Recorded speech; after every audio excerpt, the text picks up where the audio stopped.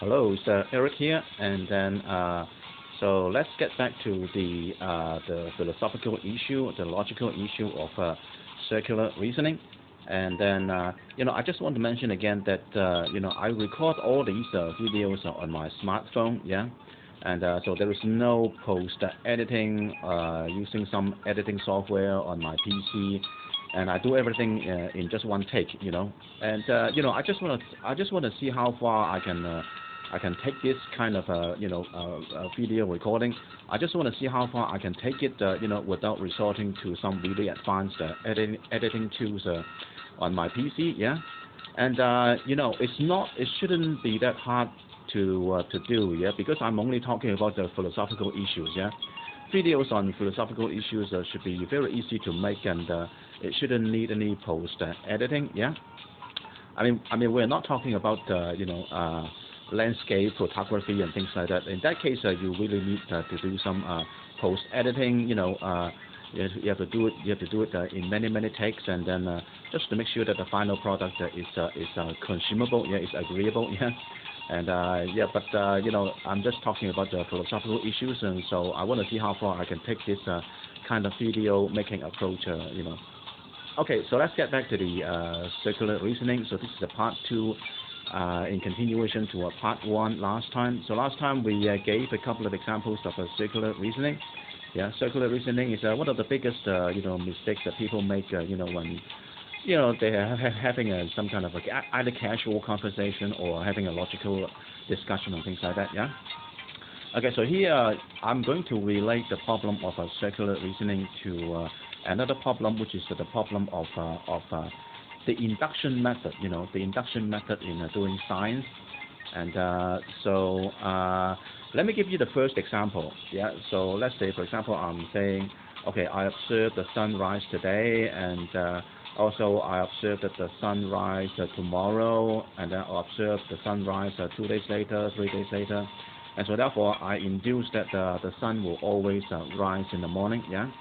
And then to make it a complete circular reasoning, so I say, okay, so since the sun always rises in the morning, so therefore I should expect the sun to rise today, yeah. So that's circular reasoning.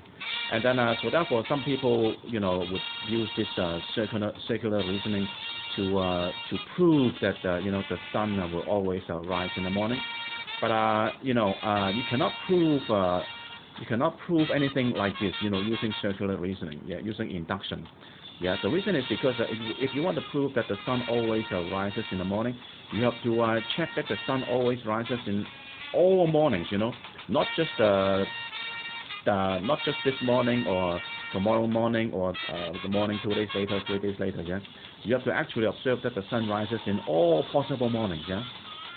And even if you have observed the sun rise in the morning all your life, it still doesn't count because you've only observed the sunrise a few thousand times, So therefore, it doesn't count. And so therefore, you cannot use the inductive reasoning to prove that the sun always rises in the morning. Yeah. So that's a very simple example. Now let me give you another example that will clearly demonstrate the fallacy of the induction method. Yeah. So let's say, for example, there's a farmer and he feeds the chicken every day, yeah. So then he goes to the chicken coop, and then the chicken will be very happy because the chicken see the farmer coming, and so therefore they expect to be fed, yeah. So then the farmer feeds the chicken today, feeds the chicken tomorrow, feeds the chicken 2 days later, 3 days later. So therefore the chicken will induce that the farmers will always feed the chicken, yeah. And so therefore, to make this circular reasoning complete, and the chickens will say, okay, and okay, so since the farmer always feeds the chicken, so therefore today when I see the farmer coming, and I can expect him to feed me, yeah. And this is again the fallacy of induction, yeah, because you observe that the chickens observe that the farmers feed them a few days. It doesn't mean that the farmer will always feed the chicken, yeah, and I can give you an egregious, example of why this induction method is not true. Yeah, it is absolutely egregious, and the reason is because it's like this. Yeah, so for example, the farmer will feed the chicken today, and the farmer will feed the chicken tomorrow, and the farmer will feed the chicken 2 days later, 3 days later, 4 days later, and then so the chickens, infer that the farmer will always feed them. But unfortunately, that's not the case, because after 30 days or 35 days, the farmer will come to the chicken coop, and then this time he's not going to feed the chicken. He's going to take all the chickens to the slaughterhouse for slaughtering. Yeah? And so therefore, yeah, even though the chickens observe that the farmer, feeds them every day, yeah, it doesn't mean that the farmer will always feed the chicken, because eventually the farmer will take the chicken to the slaughterhouse for food production. Yeah. All right. So then I hope I have convinced you that the circular reasoning is a big problem in the induction method. Yeah. And induction method is a very popular method in science. Yeah. And so in science, people observe a certain behavior, and then today, tomorrow, 2 days later, 3 days later, and then they always assume that the same behavior will happen forever and ever. Yeah. And that is just simply not the case.